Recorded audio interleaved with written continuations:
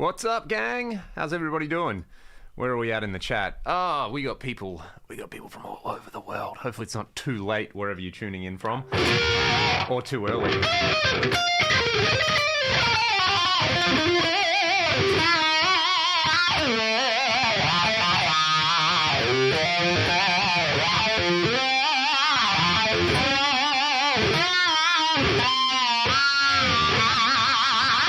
Oh man, that's a very satisfying part of a guitar solo to play. I have the most annoying little, let's see if it will actually come up on my thumb. Probably trying to focus on my big dumb face. Anyway, I have this I had a skin tag come off right where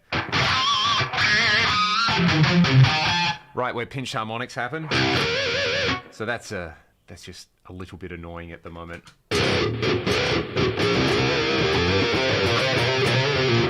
Oof.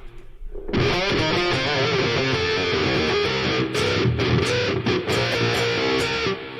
just want to fine tune this stupid ring mod filter thing. Oh yeah, that's what I want. I want this. That's more like it.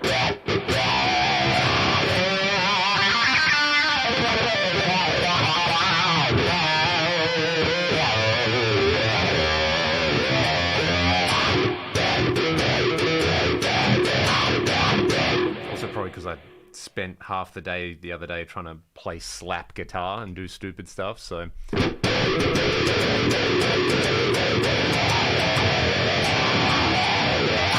that sounds fun, doesn't it?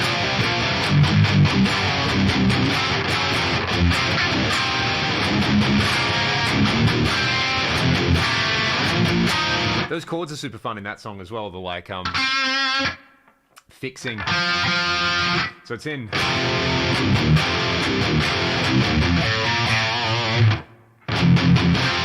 In this tuning, I think that's actually an F. So, you know, it sounds like F. It feels like G. I'm in drop C. So, and you've got the open third string. So there's this like root and fifth drone thing happening over all the chords. So you have.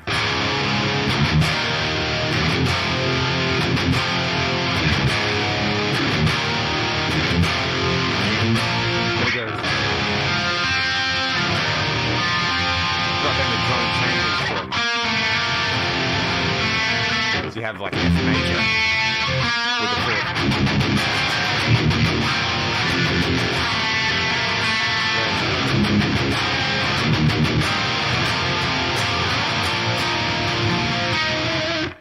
What is that, a sus4? Still going. But it doesn't have the same effect, so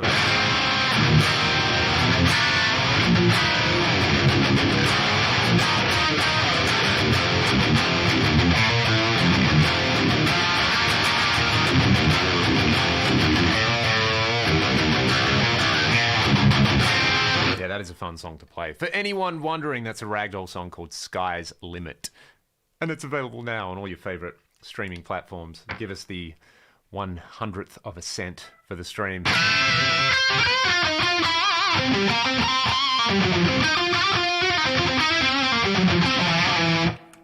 All right.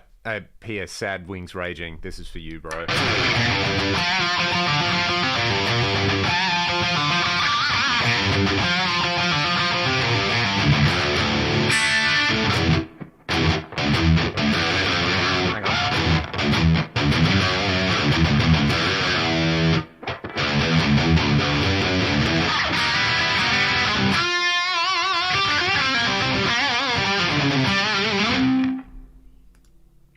Scott, what's up, dude? How's your, I'm guessing, Saturday night going?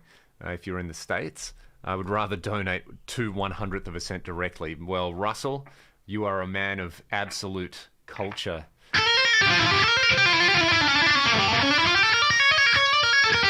Scott, I knew we were friends because, yeah, Pat Thrall is the best. The Hughes and Thrall album, dude, that is one of my favorite things ever. Got Your Number is... Can I play it on this guitar? Let me grab a different guitar, because then I can do that. What will be in something resembling standard, hopefully. Let's see. Yeah, that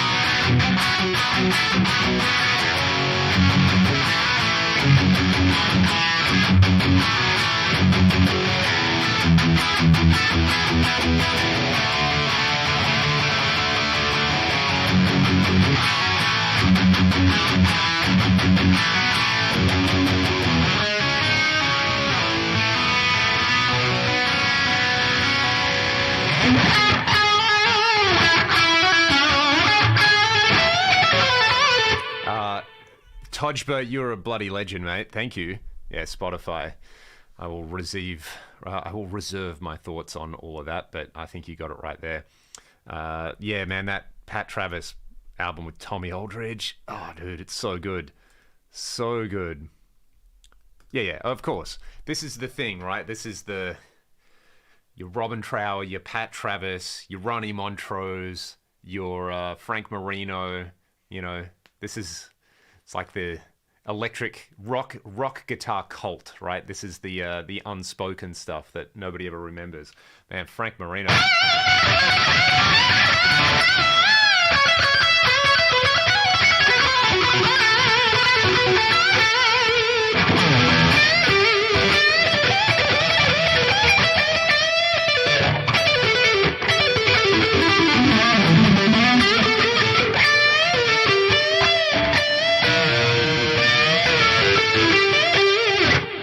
You don't have Zakk Wylde without Frank Marino, do you?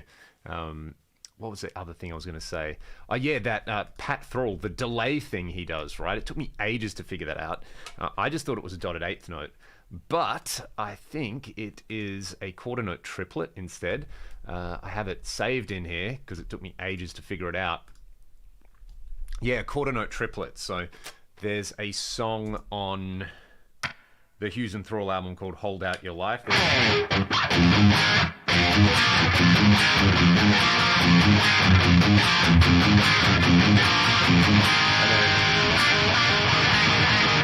So that's the...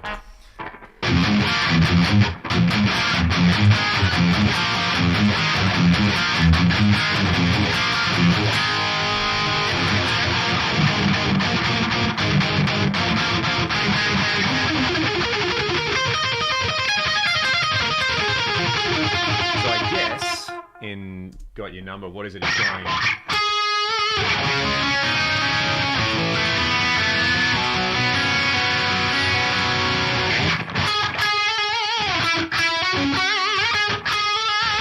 And then he chucks on the...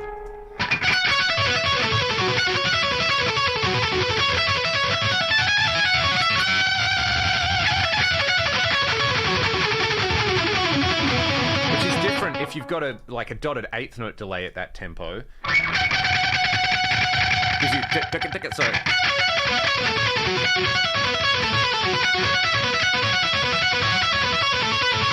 But the old quarter note triplet, it's that little bit different. And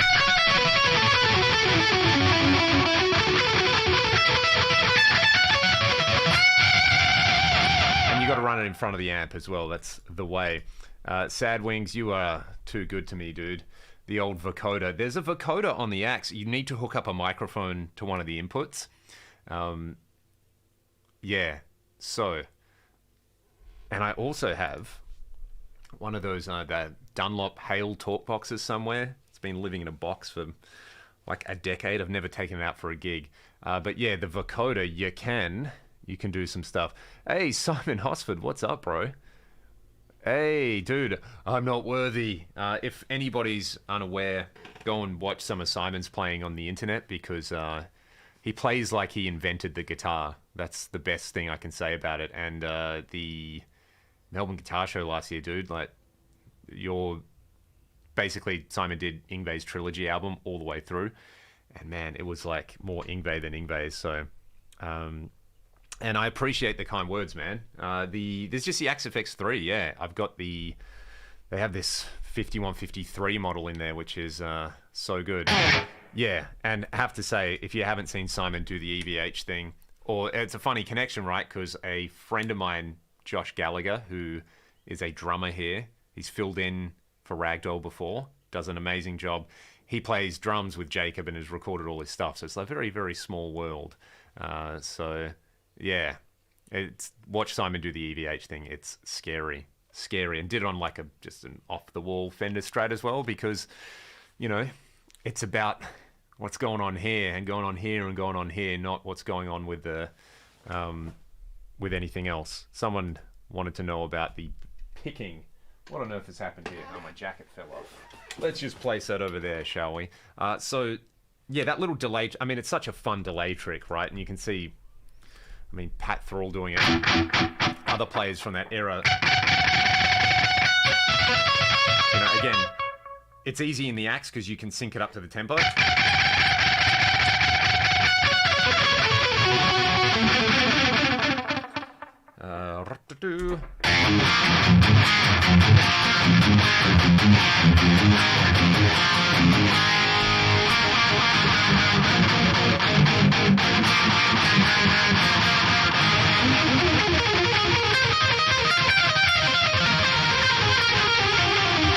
Like, this is the dotted eighth note thing is something I need to survive. So many Ragdoll songs use that just to fill out some space. Like,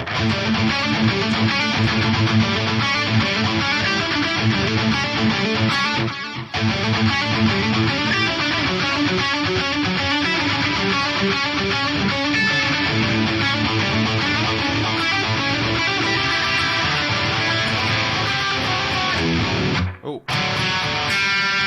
I'll give you guys an example. Actually, I'll get maybe I'll get the Chilia out for something different, so you can play Welcome to the Jungle properly.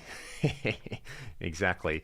Started picking up on Yngwie's picking technique. Yeah, obviously, you know, I think Chris Brooks has absolutely cracked the code on that one, and yeah, highly recommend watching his stuff, because there's, oh man, what's the sequence here?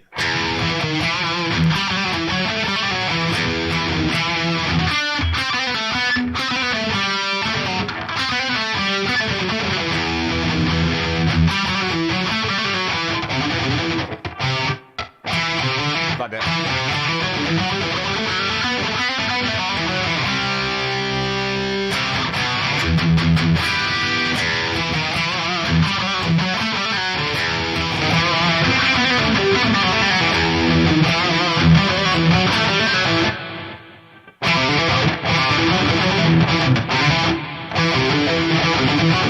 Oh man, it doesn't seem as hard as it should be.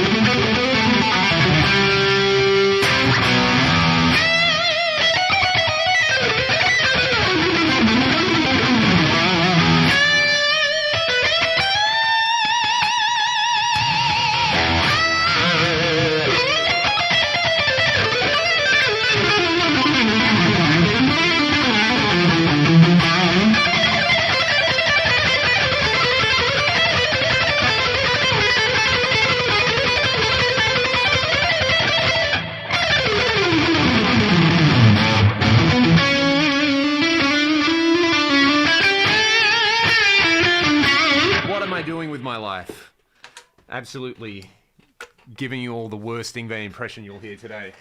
Let's grab this absolute weapon out of the case. There we go. I have another full-length video coming on this guitar as well for anyone curious about it, but it's pretty awesome. Ooh, there we go. And also, hollow bodies in drop tunings is a thing. It's a vibe. I love it so much. I'd love to get a baritone version of this guitar, like really take down to.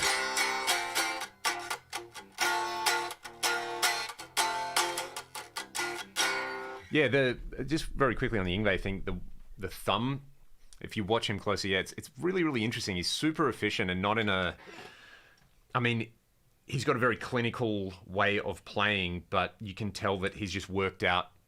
He's more thinking of like, how do I play the lines than what orthodox picking, you know, overarching thing do I need? He just kind of does it, which I love.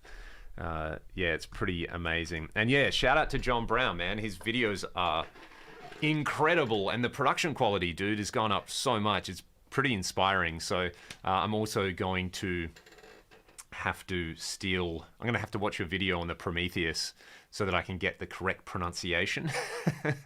I've got one coming in hopefully this week, so that should be really, really interesting to put up against a few other amps, and a few other amp demos coming in the weeks as well. It's pretty awesome. Oxblood 335 with a Floyd, bro, that would be sick. Absolutely awesome. I know, I mean, this thing's ridiculous, right? Absolutely ridiculous. I think Charles calls this a birthmarked figured maple top. It's like the longer you look at it, the more you get lost in it. Yeah, Oxblood and Chrome. I agree. I really kind of dig that, man. All right, so talking about the rhythmic delay thing really quickly. You know.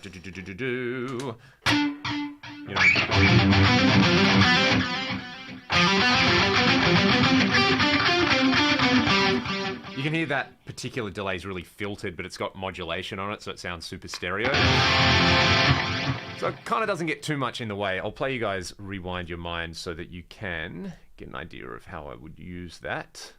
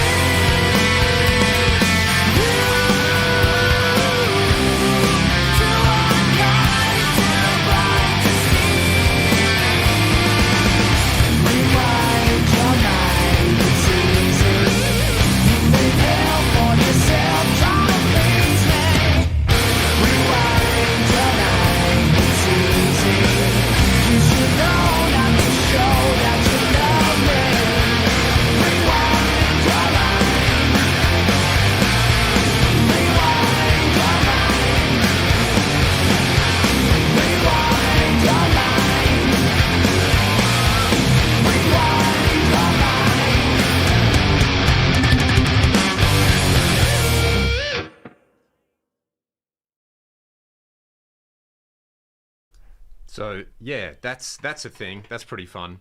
You can hear there's a lot of, especially that last chorus. There's a lot going on there. So a friend of mine, ancient history, when we were recording the first Ragdoll EP, 2012, a good friend of mine had this wicked collection of kind of just funky sounding pedals. So he had remember this, he had a Way Huge Swollen Pickle, he had an old like rehoused JMI Fuzz, not a BBE, was it the Buddha Boudoir, and we had a bunch of these like kind of funny sounding, and the Moog delay, like the big one, right, the Moogerfoger. So we had all this sitting in a box, and we're trying to get a vibe recording, like, yeah, this is cool, and then we ended up being like, let's plug some of this weird stuff in, and it totally made the session happen. So when we did Back to Zero, still had the Moog delay kicking around, and we basically sat there and we were like, hey, you know what we should do is just throughout the whole track, just get this thing to self-oscillate and then blend it in and out as like a production style thing. So there's a whole bunch of like self-feedback. I can probably cop some of the vibe with this very lo-fi sounding delay. So, if you take let's take a tape delay, and if you set up the feedback with an expression pedal so that it goes from like 100 to 200, and then I'm going to change the motor speed and have it go down the opposite way, so you get this kind of thing happening, like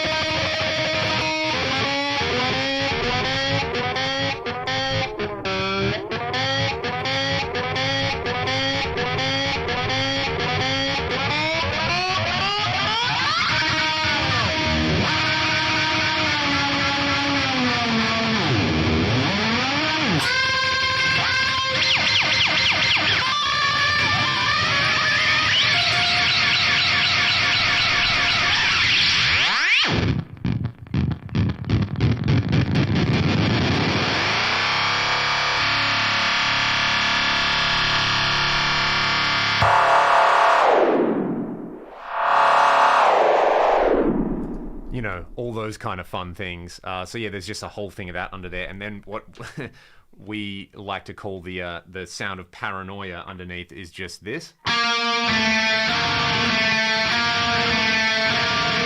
Again, mixing all this stuff, like, this is why production is so fun and recording is so fun, right? Where you're just like, all those kind of stuff, all that kind of stuff that's just like kind of nonsense on its own, but you put in the context of a track and you're enhancing all this subliminal stuff in there. Where are we at in the chat? What about buy Ragdoll CDs? We should have some on the Bandcamp store still available, Scott, and I'm actually going to check this because this is, my job to maintain this. And we definitely I've got a box of CDs sitting around. So if you go to merch, you should be able to buy the CD for 16 Australian dollars. There you go. That's still up. I'm going to put a link in here so that if anyone wants a CD, we've also got it as a double vinyl with bonus tracks as well, which is kind of fun. So there you go, if anyone wants to do that. There's the link. Blues Player 789 in Bunbury. What's up, dude? Love these hangs. I don't follow AFL, but I'm looking for a take with Troy. Yeah, hey, it's going to be a bit of a grand final, isn't it? We'll do a pre-grand final edition, I think. Yeah, so there you go, if anyone wants to grab that. So yeah, lots of that. So like, I love that aspect of recording where you're like, you write the song and you lay it down, but then you get to have supreme amounts of fun. The other thing we had was one of those Korg semi-modular synths, and I think it was that plugged into an Eventide H9. Troy and I literally sat down and he was like, okay, we're going to play the album from start to finish. This was the last thing we recorded, and we just had this thing making bizarre noises, and I just kind of went nuts with that, and it was sort of played along to some of the tracks, sort of just made weird noises on there with the noise generator on there, and then we blended it in to taste at the end. So that's kind of cool. So technically I have played synth on an album. Rewound is sold out. Yeah, that we need to actually print some more copies of, because Yeah, people have been asking about that one for the best part of like 2 or 3 years. We've sold out of that, which is a cool thing to have. I mean, it's 10 years old now, so probably due for a re-release. Ode to the Great Pumpkin for Halloween. What about a bit of Halloween? I actually don't know how to play any Halloween. I used to love that band. Far out. I really should. All right. Someone wants to hear Wonderwall. Be careful what you wish for, kids, because I'll give you this.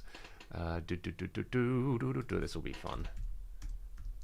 This will be very fun. I mean, you know, I have played this song at every cover gig I've ever done in my life, so... Oh, this thing is not super in tune, is it? There we go. This is what we want. Okay. You want Wonderwall? You're going to have it, unfortunately.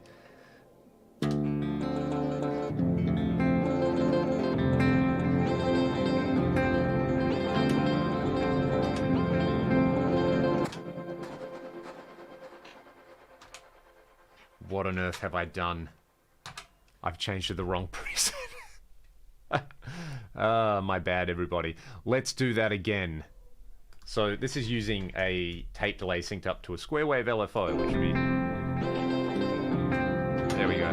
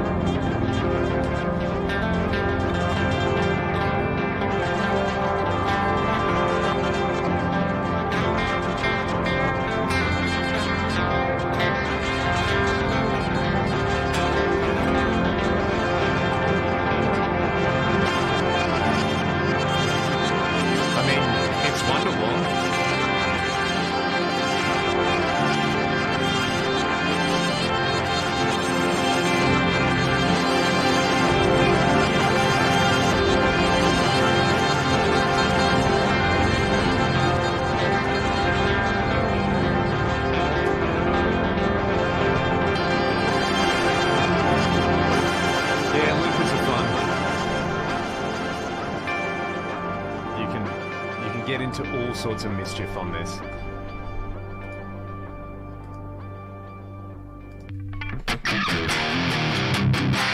Hey, the other John Brown, the Rockaverb video you did was sick because it made me realize how much I like that amp, and I've got a patch here in the axe with it. Like it has this real distinct thing, right? And you put fuzz on it.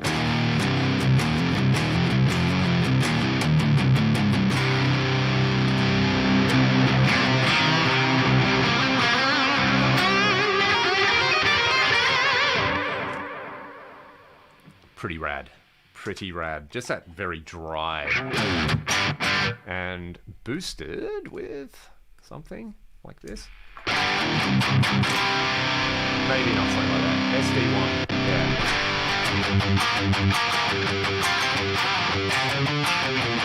Like, you can get a pretty good approximation of a good hair metal tone out of it.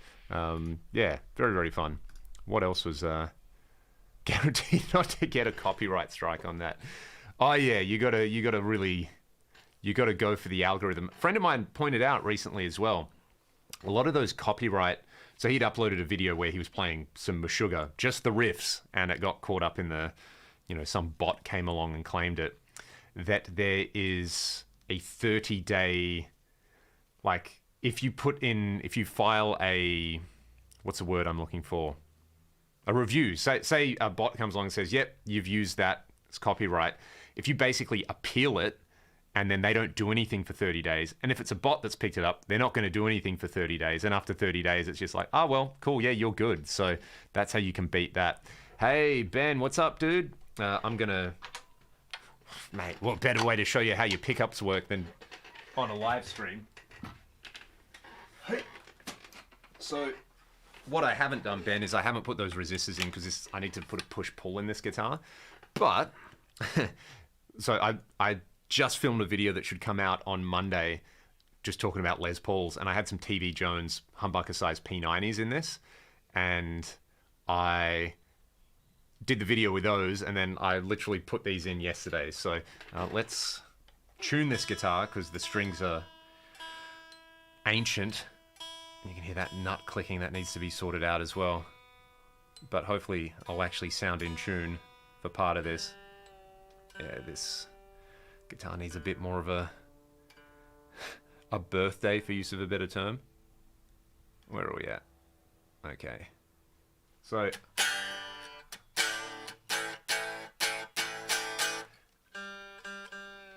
non-cooperative G on a Les Paul. I've never heard of such a thing. Okay, so I kind of dig the chrome on, like, you know, nickel, black, gold on white. Nice guitars. Let's just bring up something like a JCM 800 thing. Yep, without a boost. Just raw dog it. So man, I need to change these strings.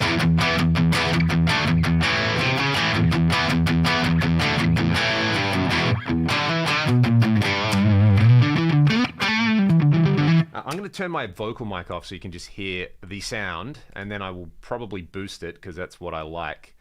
How do I do that? I do it like this.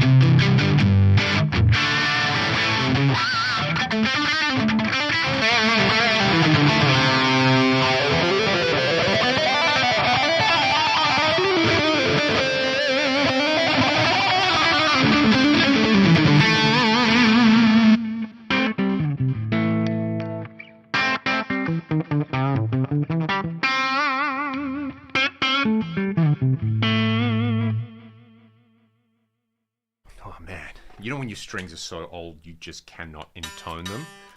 This is a nightmare. Anyway, I love the way this bridge pickup sounds, Ben. This is 100% my vibe. The neck, I'm going to play around with the height and also the height of the pole pieces as well, just a little bit. Where it is at the moment with this guitar, it's like a little bit too tubby. I mean, it sounds like a Les Paul neck pickup or a Les Paul custom neck pickup. For the mid-gain stuff on there, I normally like that the slightest bit more open. Like, see, now the guitar's in tune, I like it a lot more. But that's, love how aggressive that is. That is fat, but I think it actually sounds amazing with the usual high gain chungas.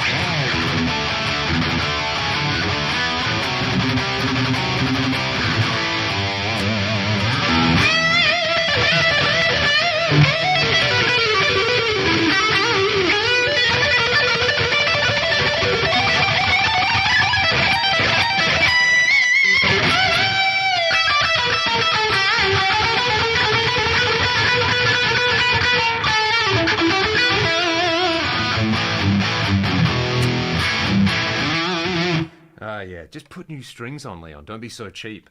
So yeah, they're very, very good. I reckon a push-pull, like a split for the neck will be awesome. I'll just have to put one in. But yeah.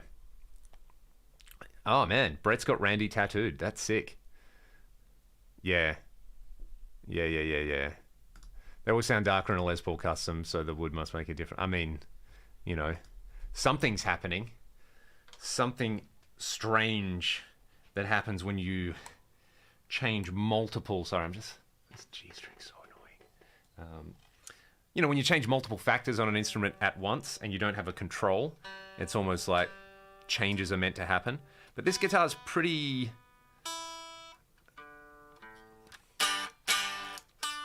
You know what it is? It's that string, isn't it? Nope. How out is this? Yeah, it's out a lot. And I suspect it's the nut. But I mean, white customs are just a vibe, right? I mean, this is a 2003, I think. Before they were strictly custom shop. Not a very well put together instrument, I have to say. Like, it's a vibe, but yeah, it's not it's not super well put together. For a 20-year-old guitar, it's kind of already falling apart, but the pickup sounds sick. Yeah, man, I remember I used to put this guitar in the window in the sun so it could try to get that Randy Rhoads yellow on it, but it's slowly getting there. But I think also it's got to do with the paint and the finish and things like that. So, yeah. Aren't Gibson made for shred stuff? I mean, as long as the guitar can get, as long as you can get like a moderately low action on it, you can do shred stuff on anything. You know, what fret wire do you use? There's whatever's on the guitar a lot of the time, but I generally like the wide, tall stuff. Like, I like big frets, and I like stainless steel frets as well. So the Chilia that I've got there has a... I don't think they're 6100s, but they're like the 6105s or something like that. I'd have to check with Charles, but man, they're nice and tall and they feel good. And it's got a 10-inch radius, but you know, a lot of the time on paper you'd be like, oh, that's going to be hard to bend on, but it's pretty cool. Yeah. How can you use a compressor for a lead guitar? Well, just use it instead of a boost, man. So, you know, here's the unboosted sound of this amp, which already has an insane amount of gain. And you know, you want to chuck a comp on, just use it to level out the signal a little bit, but slam it with a boost. So this is a 4-to-1 ratio, and then with about 6 dB of boost.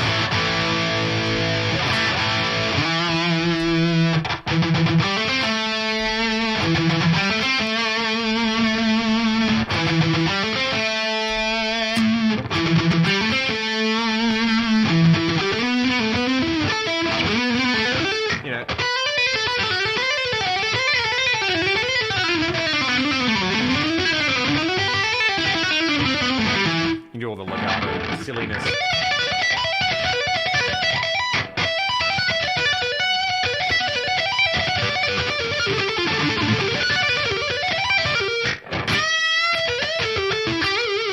Feels pretty good. Feels pretty good. Yeah, this one needs a fresh set of strings, and I need to clean this fretboard up because it's pretty gross. And check those nut slots on there as well, because they're definitely impinged at the moment with a few things. So just, you know, Les Pauls being Les Pauls. So wow, Aussies. So we're talking about the yellowing of the Rhodes Les Paul. 1 carton per hour, it'll yellow right up. Yeah, I can imagine, amongst everything else as well. Ah, Guitar Man. First Les Paul was a 76 wine red custom that you bought in 76 that you still have. Good life choices, mate. If you're on the Discord, please put a photo of that in the Discord. That would be amazing. Yeah, that would be so good. So wine red customs, white customs, and black customs. Man, that'd be such a sick collection to have, like one of each. Although those mid-70s ones, they go for big money, right? I feel like 10, 15 years ago, you could still pick up a mid-70s Les Paul for a reasonable price, and that ship has sailed. Let's chuck this back over here. So yeah, in conclusion, Ben, I think your pickups are pretty sweet, bro. I'm just going to spend some time with them, and I'm actually going to put some new strings on that guitar and see how it performs. While we're talking about Les Pauls, let's talk about a rarity. So this is not a custom. This is a Les Paul Artist. It's been heavily modified. So, ta-da! If anyone knows their Les Paul history, the Gibson had a guitar called the RD Artist. So, you know the band Ghost, who are really popular at the moment? They play that, not an Explorer, not a Firebird shape, that's an RD. And they originally came with all these onboard electronics by Moog. So they're long gone. Look at that. Look at this very generous carve in here for comfort. I can assure you it brings no extra comfort either. But yeah, basically it was sort of like a Les Paul custom almost. Like you've got it's not multi-bound on here. Are customs multi-bound? I believe they are. Well, the top's got the multi-binding like a custom. Someone had the bright idea to chisel out a bunch of this. Let me move this comment so you can see. Chisel all of this out so that you could put a Carla on there. And that was terrible. So that has been filled underneath there. And then this Stets bar's on there basically to cover up the wound on it. This would be a cool... You know, I'm on the fence about getting this guitar refinished. Just because, yeah, it looks kind of like a custom. But also the original, like that 3-tone burst... It's kind of got some character in there. So this has a P90 in the neck and a humbucker in the bridge, which I think is a pretty cool combo. And, you know, for a Les Paul, it actually stays in tune pretty well. I've had it refretted as well, so... It's, I mean, all that wood missing, it's kind of like having weight relief, but it's still heavy as. Yeah, I mean... Lyle, I'm going to come down on your side of this, I think. It's like, every time I think about it, it's like, no, just leave it. It's fine. It's absolutely fine the way it is. You'll regret, you know, putting a glossy finish on it or something like that. So, it's got some character. That P90. So, the bridge is called a Stets bar. It's you can retrofit it to a Les Paul and have a tremolo. So it's basically there's 2 plates, and the top plate has the bridge and tailpiece on it, and that moves linearly with some springs on there. So literally moves the bridge forwards and backwards with this. So yeah, that's pretty cool. That's not sounding the way it should.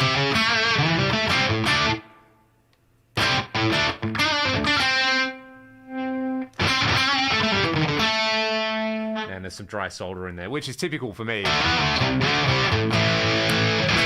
That's sounding good.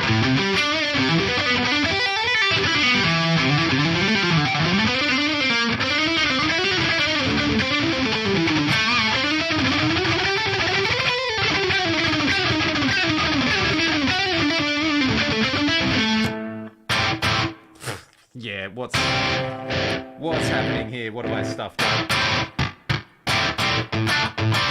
You know, when I rewired this guitar, the volume pot wasn't really working, so I wired it up to the tone pot and turned that into a volume pot. So I think I've done something wrong there. I mean, that's a cool sound, but it's not the sound of that pickup. Or maybe it is. Maybe I adjusted the height. What have I done here? No. That shouldn't be. The neck shouldn't be that much more. Yeah, let's... Kids, let's do this. Let's put some contact cleaner in the pot and see if that fixes things, because that may be the thing. Alnico 5 in the neck. All right. I wonder if I've actually got some... I might have some magnets kicking around, Ben, that I could do that with. So, yeah, the Stets are really smooth, for anyone saying that. One sec. Let's see if I can fix this glaring issue that I've discovered on this guitar.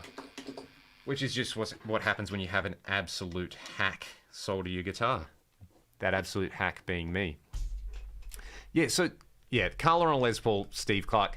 Now, Steve, I think he had the model that was like Stets bar-esque, right? Where you put it on the tailpiece, like you don't have to basically dynamite the top of your Les Paul, whereas this one had the type of Carla you would put on a flat top guitar fitted to it. It was not done well.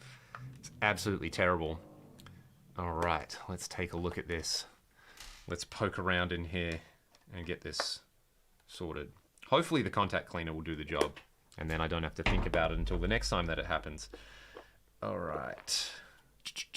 What's going on? So it's the bridge pickup. Listen to that. Something's failing in here.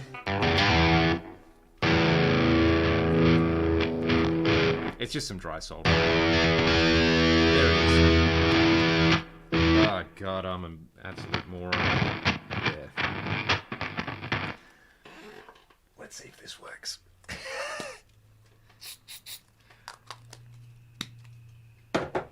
It's having people like Lyle on the chat, and the number of things I've watched Lyle solder in is kind of like, that's the equivalent of opening for Malmsteen, where you're just like, yeah, no matter what I do, it's going to be shit. Where are we at? Let's see. I've made it worse. That's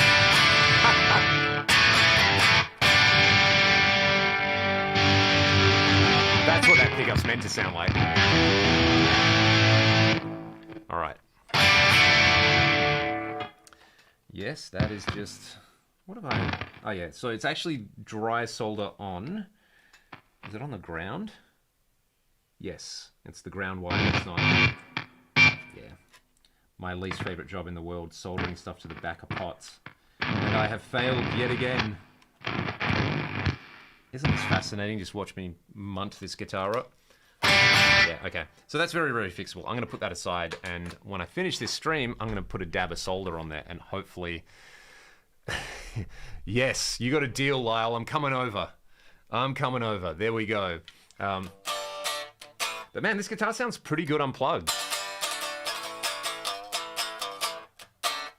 Right?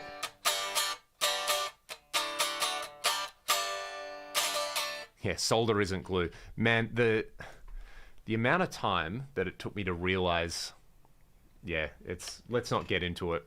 I've done so many bad solder jobs. I feel like I've done a few really good ones in my life as well, where I've like wired a guitar from scratch the first time. But I feel like it's those jobs where it's like, oh yeah, it just needs that one thing, and you go to do that, and you stuff something else up, and it's just like this cascade of, you know, eventually the solder works its way inside. Yeah, I mean, does anybody else sit there like when they have to, say, resolder something, and you're just going, there needs to be a better way? Lyle, what do I have? I'm gonna bring it up, and this is a good opportunity because my iron, I bought one from, I don't know what the equivalent is. It's called J-Car here. Probably need a good iron, and leadless solder is crap. Yeah, the iron, I'm actually just going to bring up, rather than get it off the shelf, because I know what it looks like. So let's take a look at J-Car. You guys can help me buy a better soldering iron, right? I'm going to bring this one up. It was like I had this absolutely weak source one for so long. Looks like they don't sell this anymore. Soldering stations, maybe? That's what I want. Okay, so I'm going to bring this up and tell me if it's good or not. Look at this, the magic of technology. I'm just going to be able to present this one in here. Share screen. This one. Okay, so I have this. I'm sure it's some generic branded thing. But what I have found is, like, maybe the first 3 or 4 months that I had it, it was really, really good and really, really easy. But it's like the tip doesn't get super hot anymore, and I've done my best to clean it and things like that. So, yeah, I don't know. I don't think I paid this much for it. It was probably on sale, which I was like, oh, wow. Look at this. I'll save $40. Hacko is good. Weller is good. There we go. You have to replace those tips. Yeah, I replaced the tip maybe last year. I haven't done a lot of jobs for a while. I haven't seen a J-Car in the wild. There's heaps in Perth, man. They're kind of everywhere. Yeah, so should I just do the Weller? Yeah, I've got the brass wool and all that kind of stuff. So lower cost now, so does JBC Tools. Yeah, maybe I just need to change the tip or something like that. I'm just looking in the chat here. Hey, and shout out to Caesar from Brazil. I'd like to know if you change the global EQ on the AX8. I personally don't change it. I find it easier just per patch to put a parametric EQ in there, Caesar. But yeah. Probably a bad element. Get a Hacko FX. Okay. FX 888D. There we go. That's literally, they're available cheaper than that thing. So, all right, Lyle, I'm going to do that. That is going to be Oh, that looks awesome.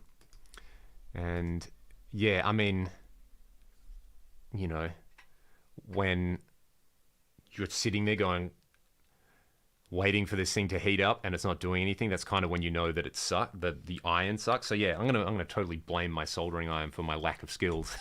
All right, so the Hacko, hey, awesome.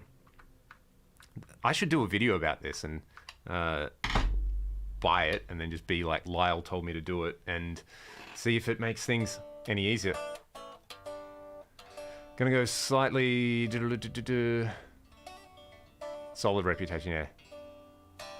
And I'm literally gonna sit here and take snapshots of this so that I get the right solder and things like that. So exciting thing is my wife and I actually just bought a house and it has an amazing shed on it. So we'll be out of here in 2 months. And yeah, I'm gonna set up a proper setup space for the guitars and have a solder station in there ready to go, and yeah, maybe hack my way through life slightly less. Someone asked about the neck pickup. Yeah, let's get a Hacko endorsement going on. I'm into this. Explorer, right? This is not this is an Explorer, right? This is an American-made African limber 58 spec Hamer. So in here, I have changed the original pickups. I believe this came with Duncan 59s. And where am I tuning-wise? Drop C sharp. That's fun. And if anyone looks at the headstock, they'll notice... Oh, where is the headstock? I put the Steinberger gearless tuners on there. So kind of Firebird vibe on it, which I really, really like.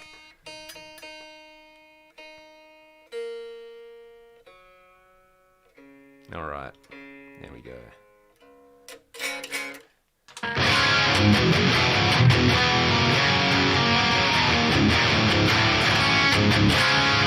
So I've got a Duncan 78, the, what do they call it? The evenly voiced harmonics. It's quite old. I think I've had it for 14 or 15 years. I just bought it off someone for like $50 because they were selling it back when it was only a custom shop pickup, but I think they make it as a production thing. So Duncan 78, Duncan Jazz. I love the jazz in the neck of this guitar so much. Like, just sounds like a big Strat.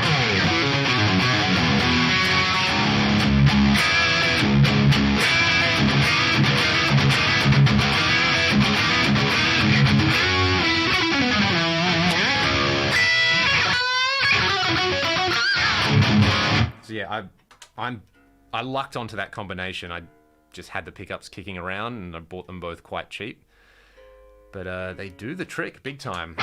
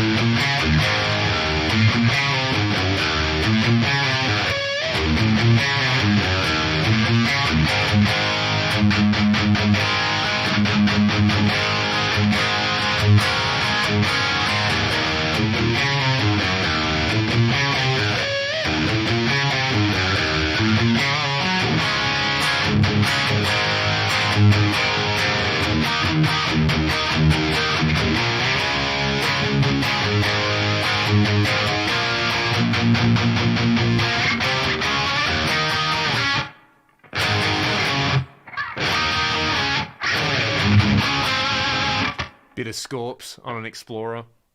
Your right hand is so relaxed it makes me tense. Oh man, it's from patting the cats a lot, right? You got to have that super loose thing going on when the cat's like on your chest and you're like, yeah dude. So I'll just practice my alternate picking. Yeah man, it's very, very almost counterintuitive with this sort of thing. So a fun exercise that I'm really lucky that I've had heaps of people over the last few years hit me up, basically be like, hey, can you help? Like, it's not really guitar teaching, it's like guitar mentoring or something. But people who have all the chops are like, yeah, I just tense up. So hopefully everybody is really familiar with the old funky strum accent different 16ths thing. So I'm going to turn the volume on this guitar down. So, you know, you sit there with like a 9 chord or something. Yeah. So if you sit there and you do this, you're strumming 16ths and you try to do it with a super loose wrist, as relaxed as possible, like hardly holding the pick, and then so you just 1E and a 2E and a 3 and a 4E and a 1E and a 2E and a 3E and a 4E and a 1. Then you get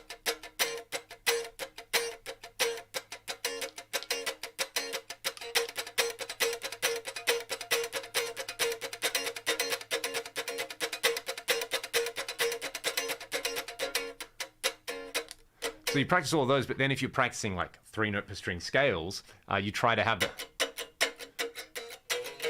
So you literally just... And it sounds terrible, right? Because you're not playing accurately. But then you try to play accurately.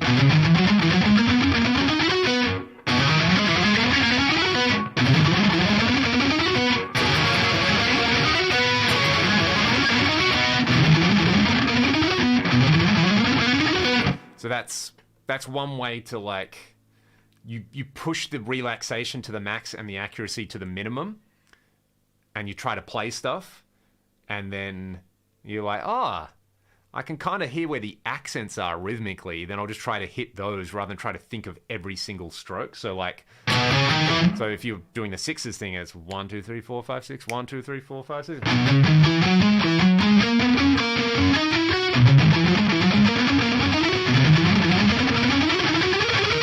And the other thing as well is actually like moving, and this seems like such a basic thing, but it took me like 20 years to figure out.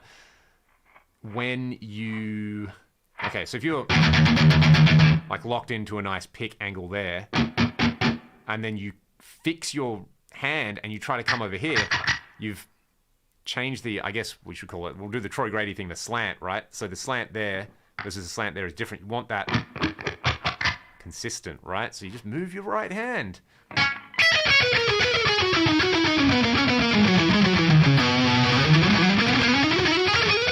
Only when you're really relaxed, then you can try to play the out in the field solo.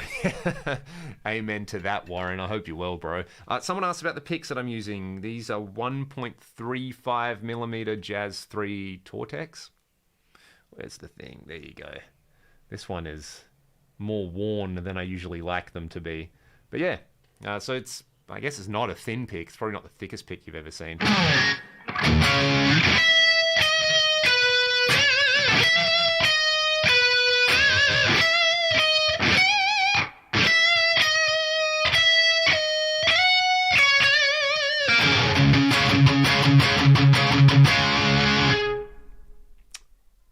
Man, Gary Moore, what a beast of a player. Like, let's bring up so that what then?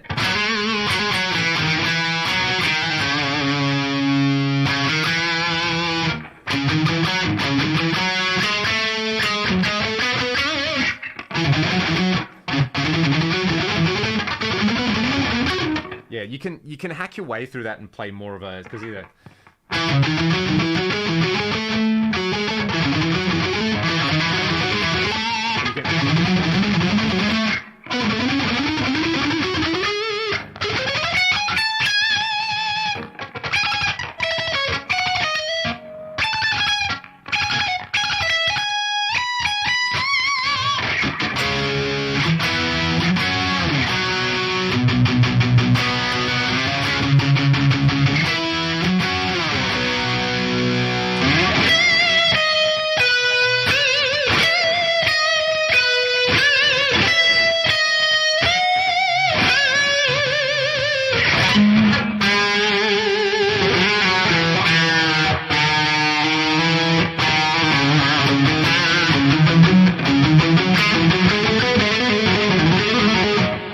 dude, the other one on End of the World is the one that still blows my mind.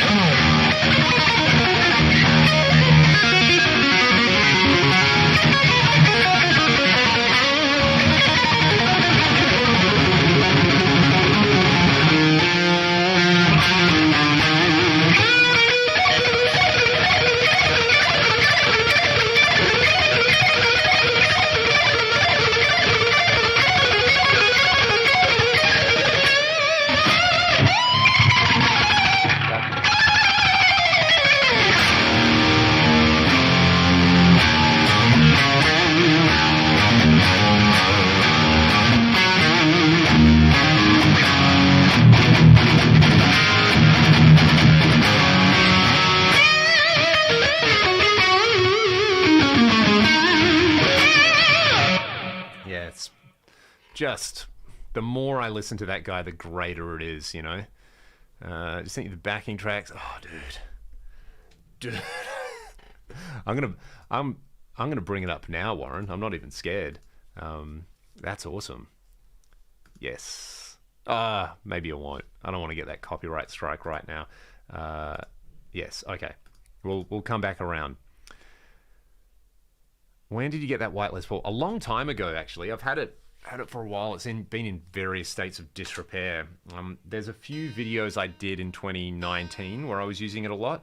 Like if you watch some of the Eventide product demos I did, I was using that for the clean sounds.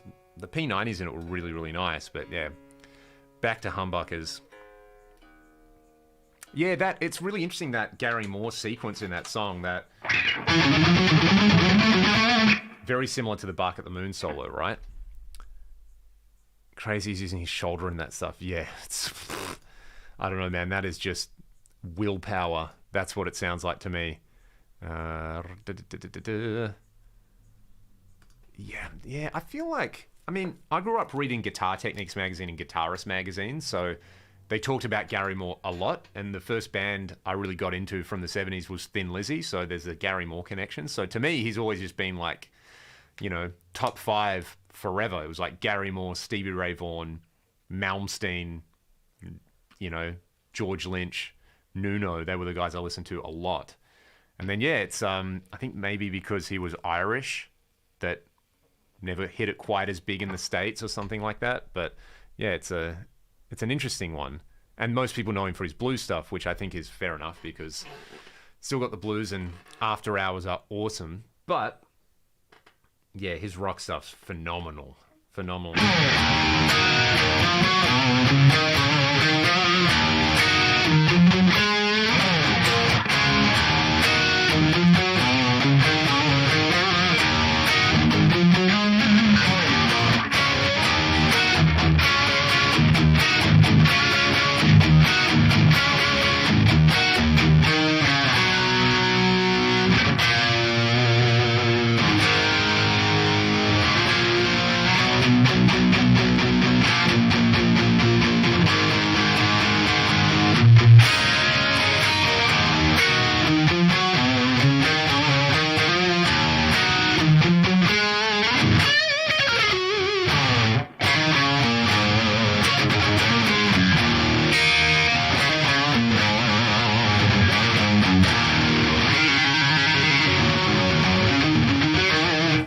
Phil Lynnett's super underrated bass player, man. He's got so many classic lines, and a lot of really nice melodic stuff as well. Hey.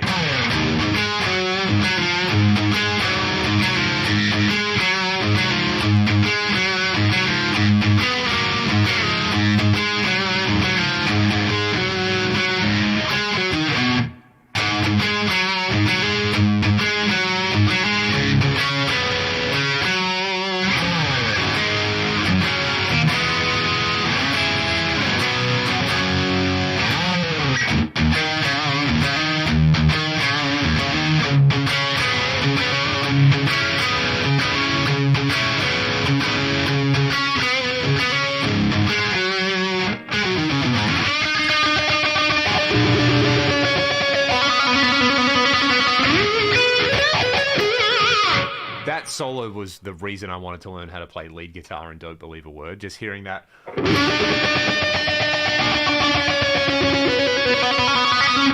How does he do that? That's the greatest thing I've ever heard in my life. And I still can't do it properly, so... Yeah, it's definitely got this kind of thing going on with the neck pickup. See you, Lyle. Thanks, bro. I'm going to buy one of those soldering irons and report back. Thanks for the tips and thanks for hanging out, man. I'll see you on probably on one of your videos, so take it easy. See you from Galnerius. Yes, dude, he's incredible. A friend of mine got me onto them years and years ago. Yeah, well worth listening to, especially if you like power metal. Even just the like... I mean, his soloing stuff's amazing, but even just like...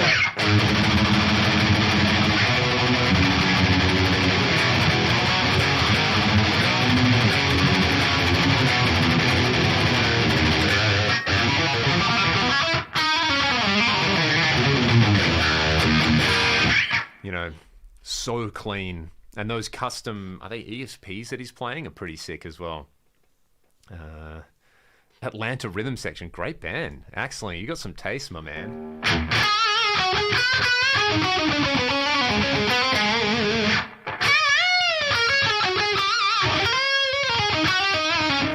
What else was going on in this? There was some other thing I wanted to talk about. But yeah, man, this Hamers was a beast, right?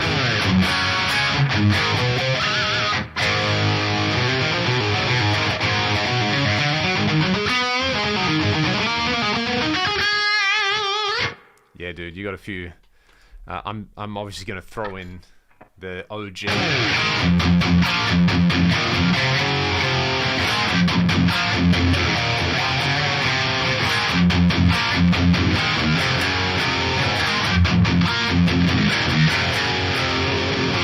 Bit of Akira, what a monster, and man, the tone on that song. If anyone hasn't heard Crazy Nights by Loudness, dudes, it's one of the best. It's up there with EVH for me in terms of great Marshall tones. Hey, let's put that back up on the wall. Oh yeah. Yeah, great sounding guitar. All right.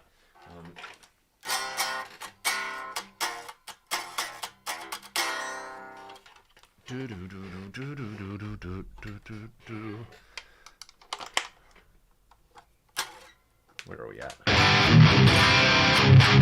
Oh man, this is fun.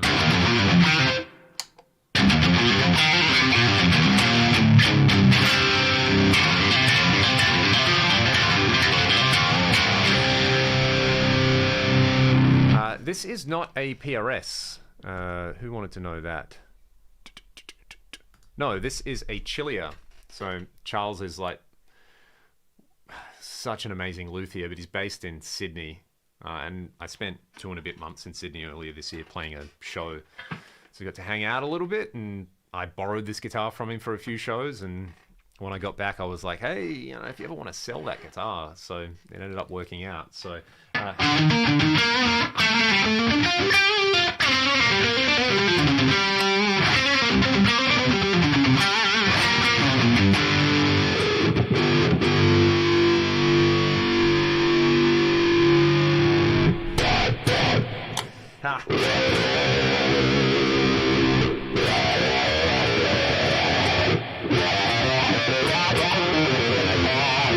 I should reset this envelope filter because it's a little bit not where I like it.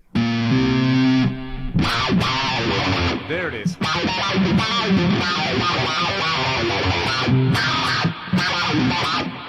Man, that's so fun.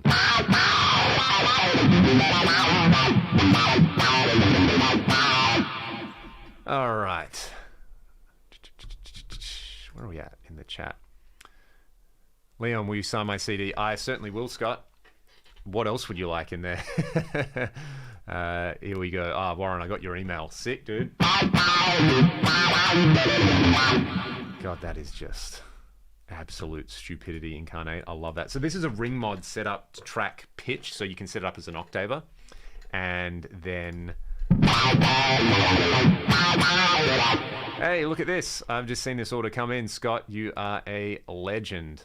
I'll put some extra treats in there for you, bro. And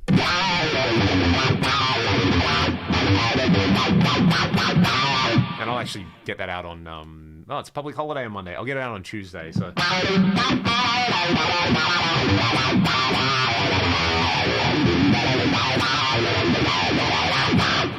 Oh, that is so much fun. All these, all these sounds people are like, well, why would you ever use that? This is why, because it sounds awesome. Yep, I've got some stuff for you, Scott, so I appreciate that. Eddie, yes, this is a fractal. So yeah, anyway, this is a Chilia. Bell'Aurora, it's called. I don't know if you can see the thing on the headstock, but man, he makes amazing, amazing instruments. So give Scott a lock of your hair. No, I'll save him the disgust of doing that.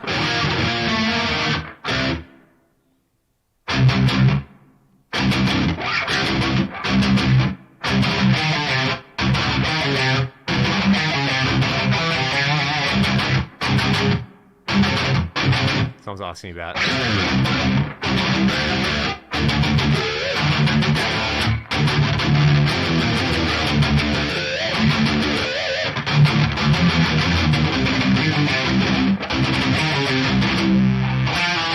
man, I always forget how to play that one. It's an envelope filter with a ring mod on there, yeah, for anyone who wants to know about that combo. So the Axe Effects just got a new envelope filter mode, which I'll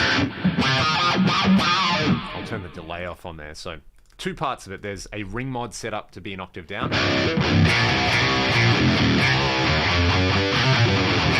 And it's a bit funky and the tracking's not as good as the pitch block, but it's pretty sick. So you do that and then you add the envelope filter, a low pass filter.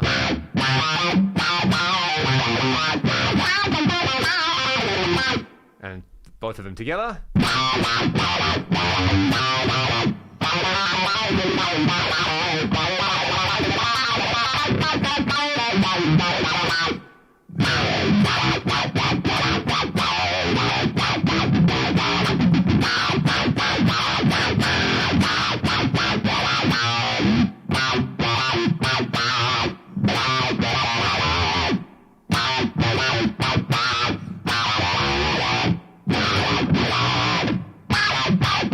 And you can get it to freak out by playing that.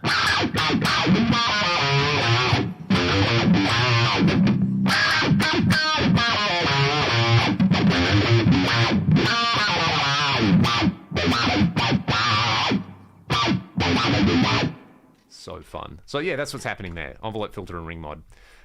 Big Neutron vibes, man. Yeah, it's literally a Neutron model that they just added in there. So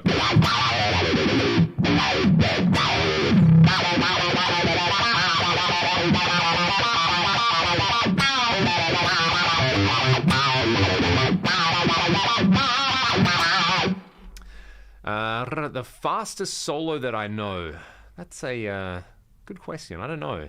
Maybe some Paul Gilbert thing or something. When I can play. Hey, Six Fingered Assault. Thanks to you and the lads for signing my Back to Zero LP. Man, thank you for buying one. That's amazing, dude. That was my favorite show on the tour. The Melbourne show was the Melbourne show and the Sydney show were great, but something about that venue in Brisbane, that was incredible. And I'm sure you saw us running around before our set when we were meant to start, looking for the monitor engineer, right? So he could turn us on. He was having a little nap when we were meant to be on stage, so we started a little bit late. And it's like, well, that's one less song to play, but I feel like that was also, I think, yeah, that gig, that was stereo as well. That sounded so good on stage at that gig. It's one of my favorite gigs I've ever done. So that was amazing fun. Yeah, I got the silver play button. Thanks to all of you. I did nothing for it. It's like people actually signing up and subscribing. That was super cool. So I got to mount it on the wall or something like that because a cat keeps knocking it over. But that's that comes with the territory. All right, the Nano Cortex. I have looked at it. I will probably grab on at some point and do some demos with it because I think I was one of those people who was like, what? This isn't what I want. But then the more I looked at it, I was like, no, this is kind of cool. The fact you can capture on the unit. And I mean, the weird thing is there's a very limited effect selection, but there's still more than like the Tone X pedal gives you. Having a delay on there, I think, is really, really clever. So hopefully they support it with some firmware updates and things like that. But yeah, not what I expected them to do, but also kind of cool. And the size, I didn't realize it was so small as well. So being able to just slip that in the guitar bag or the guitar case, I think would be a very, very handy backup. Technical difficulties. Now, there's going to be some technical difficulties here in a moment. Ah.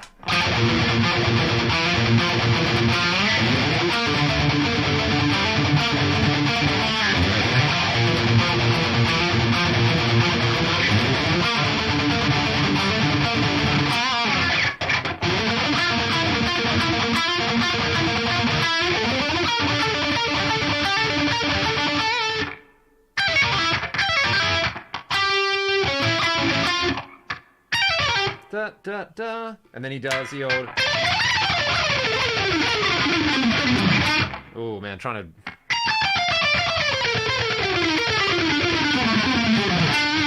to do that in drop C. That's a bit of a finger twister.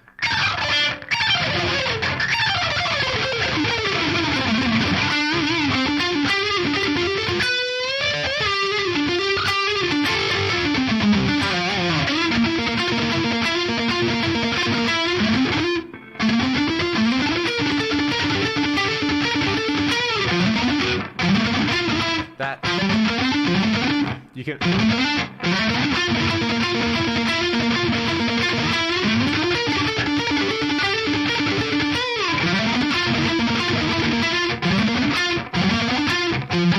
I think Paul plays it makes more sense.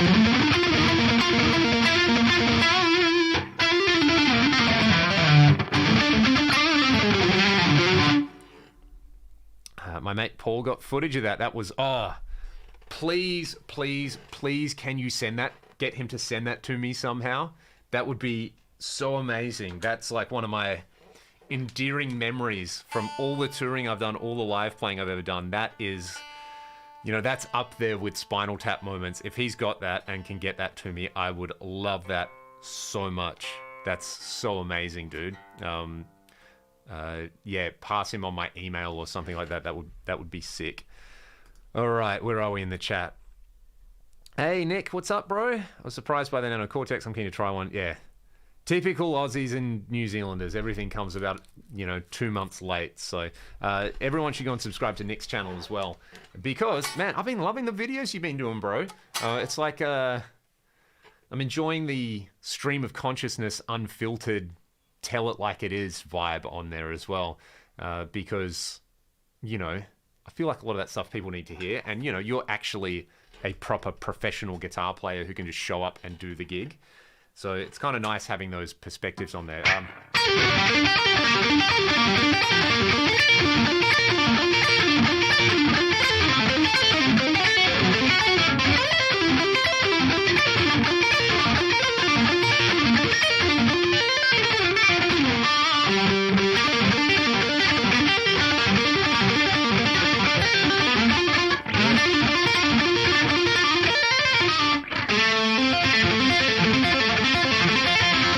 Hang on, there's a...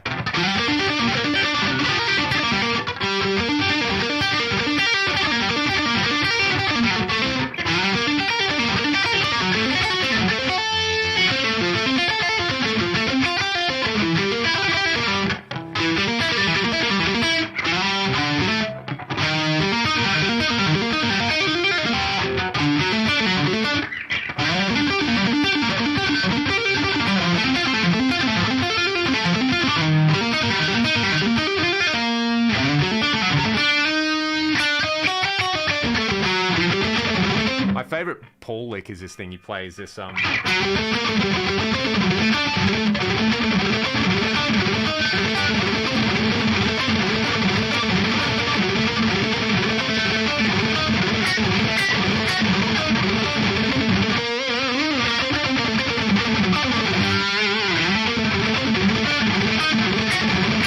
he's going.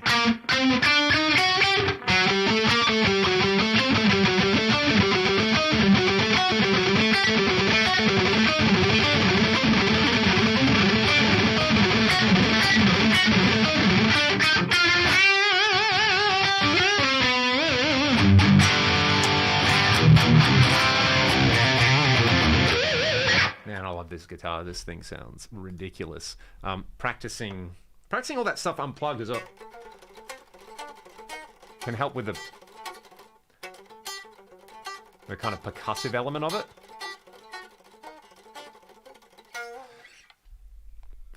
May have actually seen some of that footage. I seem to recall you commenting the footage you shared on Facebook. I'll get him to send it to you. Legend.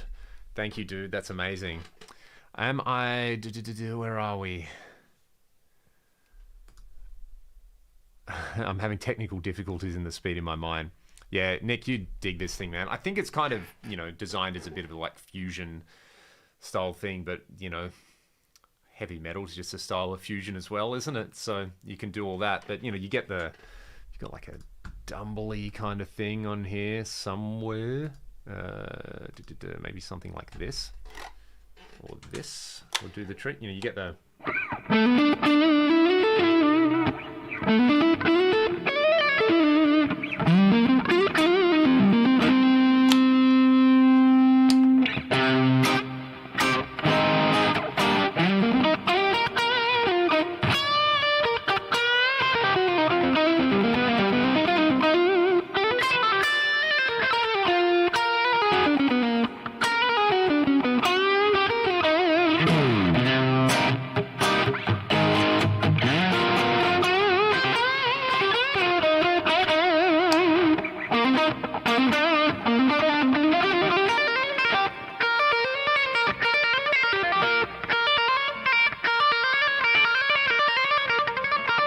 Compressor comes in handy.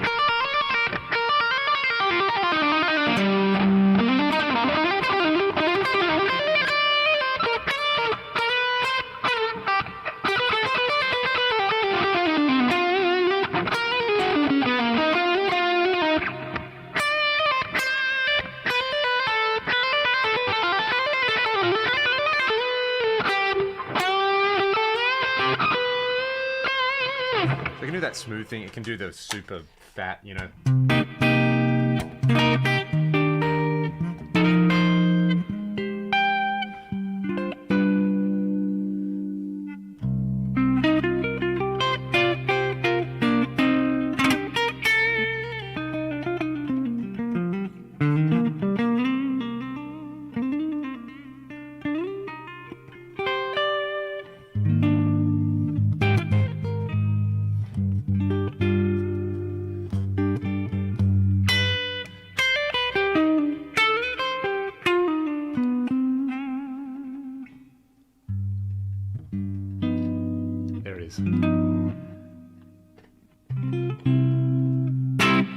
Something like that.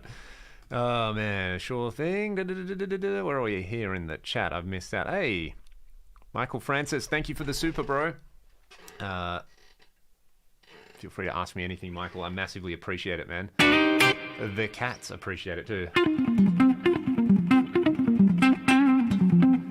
This is Visach Trucci. You got the Nano. No compressor, but use a Kali 76. Yeah, I mean, you know, you've got one of the best pedal compressors there. That will absolutely do it. And yeah, that'll hit the spot. Yes, Undrick wanted to know... Yeah, Al Di Meola Lowry Coriol guitar. Absolutely, dude. So Charles makes these pickups himself. They're called Blue Murder pickups. So it's like he does so much stuff in-house. It's kind of crazy what he does there.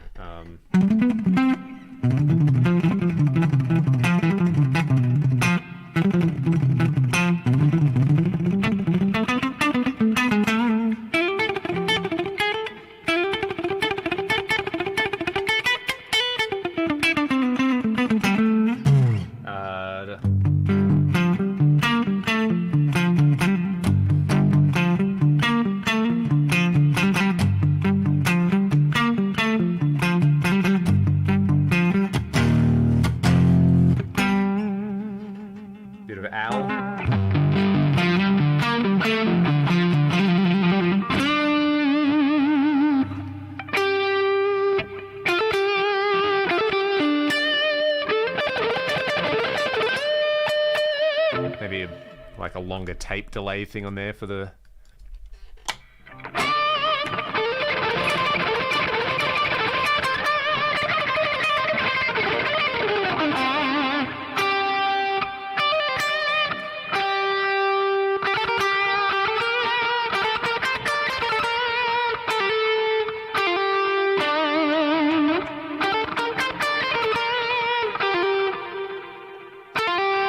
That's it.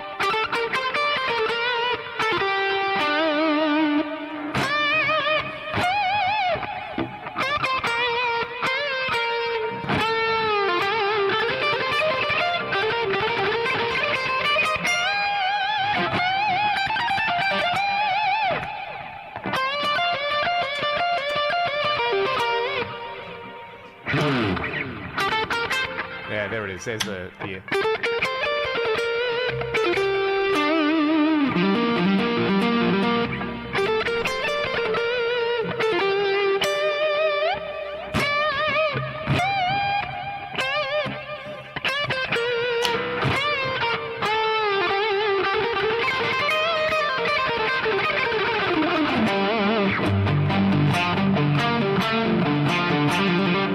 Flight Over Rio, that's the first Meola thing I ever heard. That still gives me chills, that track. That's so great.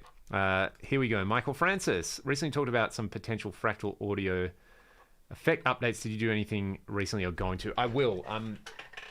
That'll be, let's say, I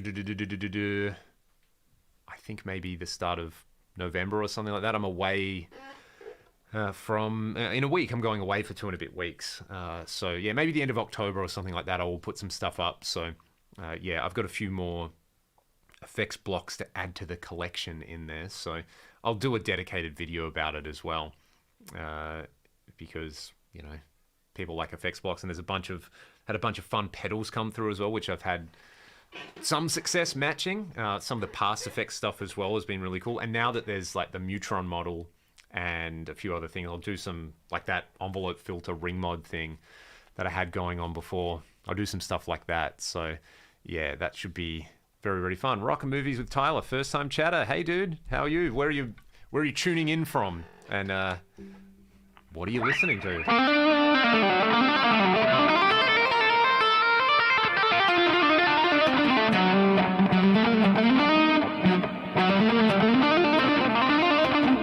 Sort of saying you can sit down.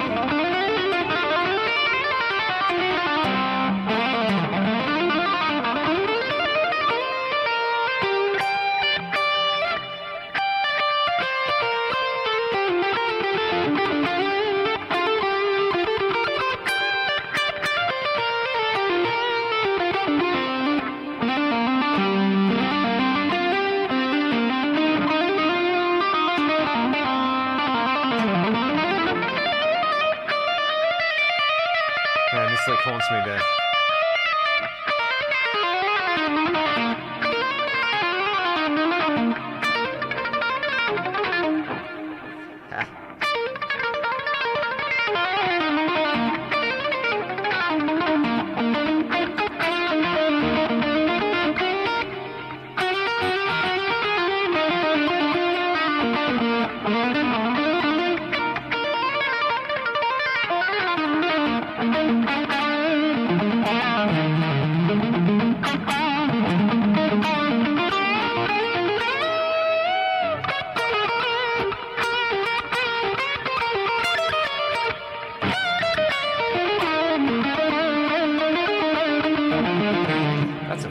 Fun sound, isn't it? Some Gambale vibes, man. I have spent a lot of my time playing along to Chop Builder.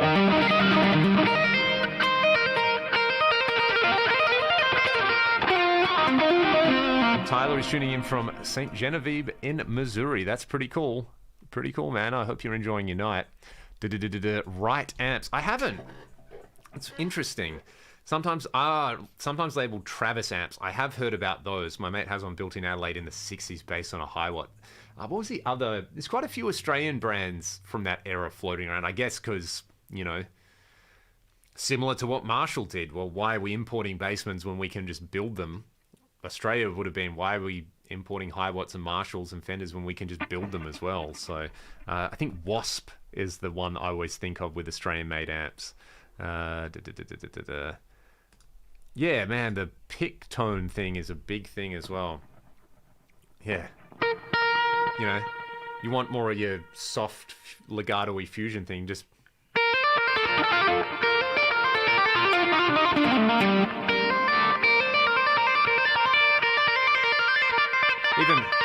Even your left hand, like if you really press hard...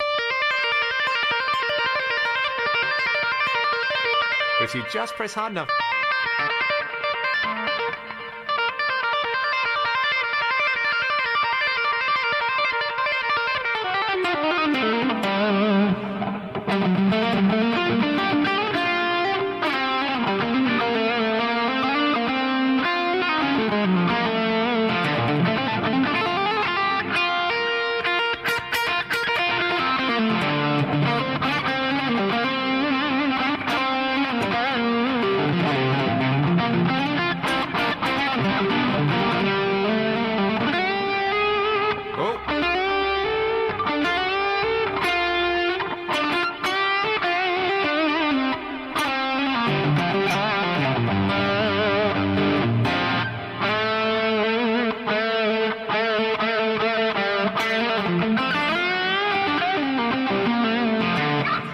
some Missourans in here. I've spent a bit of time in there. We played...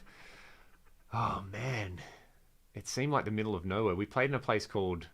Well, we did a bunch of shows in Missouri, but one in particular sticks out. We played this like house party in Camdenton, which I remember trying to look at it on a map and being like, man, that is in the middle of nowhere. So we did your Springfields and... What was the other one? Played this festival not far from Joplin, and then Lincoln. Yeah, I've spent a bit of time there sort of through the Ozarks. It's pretty fun. How about Trevor Rabin?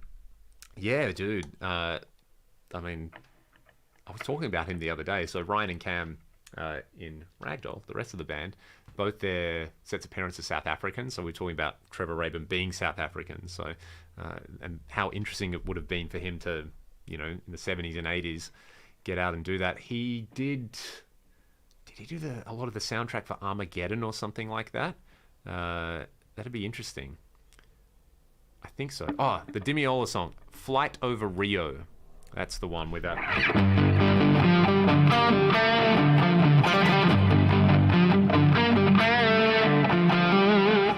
What do I have on here? I have the... It's just a drive. That's a clon style drive into the 1987X. So without...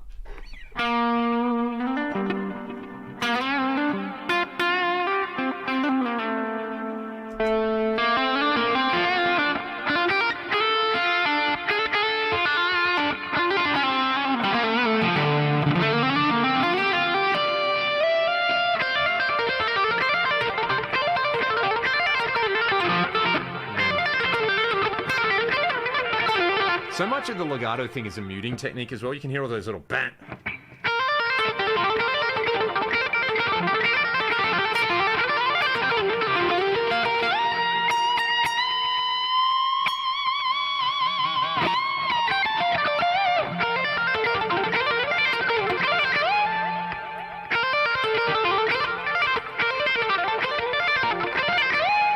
Man, what am I doing? You have the G string going? There it is.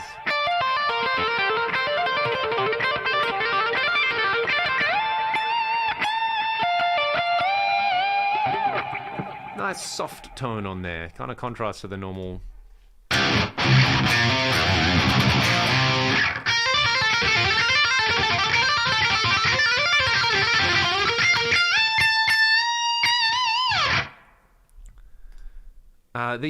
The hammer-on stuff isn't actually...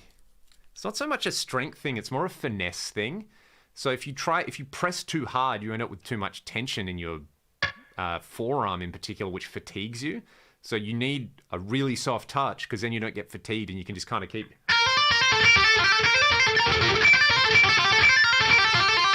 So it's actually not... I mean, the actual touch without... It's that...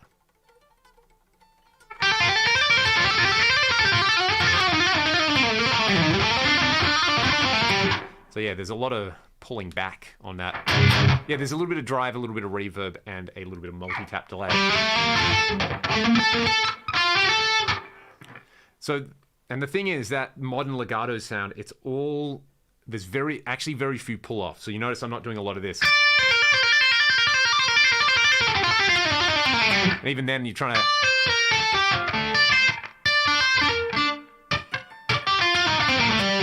So stuff like this.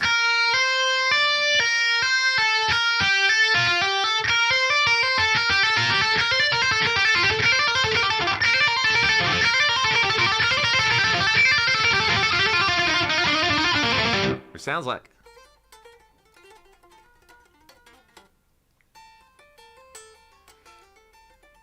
You can hear all the kind of noise back there, which is why I'm adding that.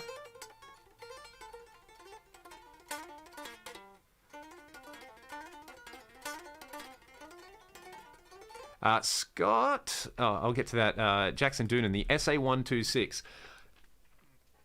Depends what you're going for. I think if you want a Wolfgang, you want a Wolfgang. You know, you want that absolute like over the top shred guitar thing. But to me, it's like if you want a 335 vibe, but You also kind of want hot pickups, and you want a slim neck, and you want something that's, I guess, like retro enough but modern enough. It sits in an interesting kind of space. I think you'd have to play one to figure out if it's what you want, or you just want a standard, you know, Wolfgang style guitar or something like that. But yeah, comparing it to like similarly spec'd, like you'd never get an Epiphone that does what that does as a semi kind of thing. So I think that's a strong point there. So how long did it take to get your pinky in shape? Good question, man. I feel like, so for me, getting into playing, loved Gary Moore. So a lot of the time the pentatonic thing was two or three fingers.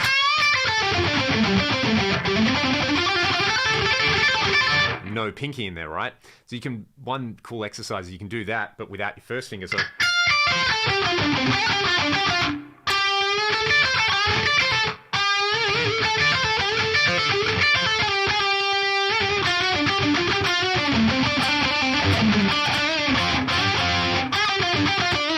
or your standard, you do it. I mean, even that to me, the tone is different. All right, Nick, take it easy, bro. Be well, my friend. I look forward to the next videos. Thank you, Alan. You're too kind to me, mate, and I hope you're well. Thank you, RL Albrecht, as well. Thanks for hanging out in the chat. Emmett, this is guitar straight into the Axe FX3. I have the 5153 Stealth model up at the moment, and my free IR, and a little bit of plate reverb, and a little bit of pitch detune. That's it. So yeah, the pinky thing, I think I got into doing the 3-note per string scale thing very, very early.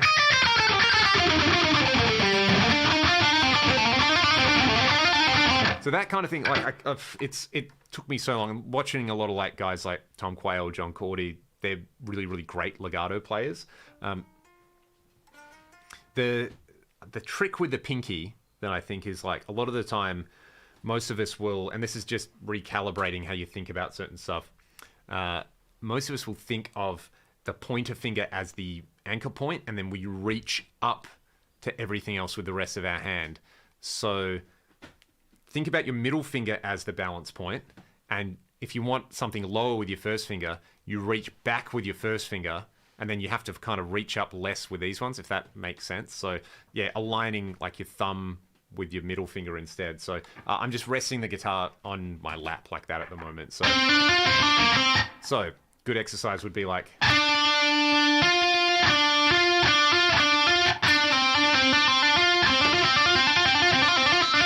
but it's a middle finger that's the balance point, not the first finger. So yeah.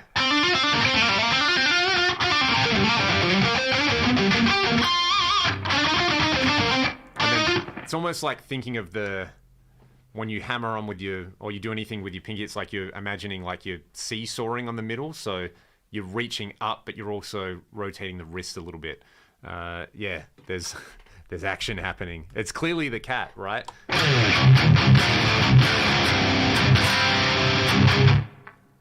Oh man, that lazy first finger syndrome video is like the best thing ever done on legato. That drove home so many things for me. So yeah, you know.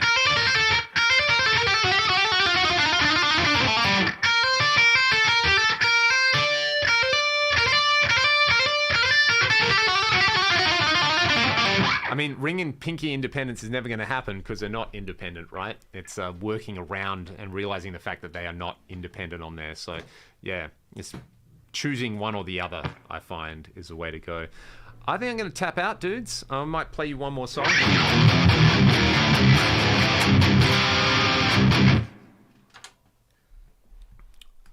Yes, exactly, Scott. The first finger vibrato thing is very, very underrated. Very, very underrated. Yeah, and same tendon as somebody's just said in there, so you don't have too much independence going on there. Thanks for tuning in, everybody. Thanks to everybody who left a super as well. And Scott, I will get your CD out to you at the start of the week. I hope it arrives in a timely fashion as well. Might arrive before Christmas, knowing the speed of the post here. So I'm going to play you guys Rust. Let's have some fun with that one. Yeah, here it goes. Later, dudes.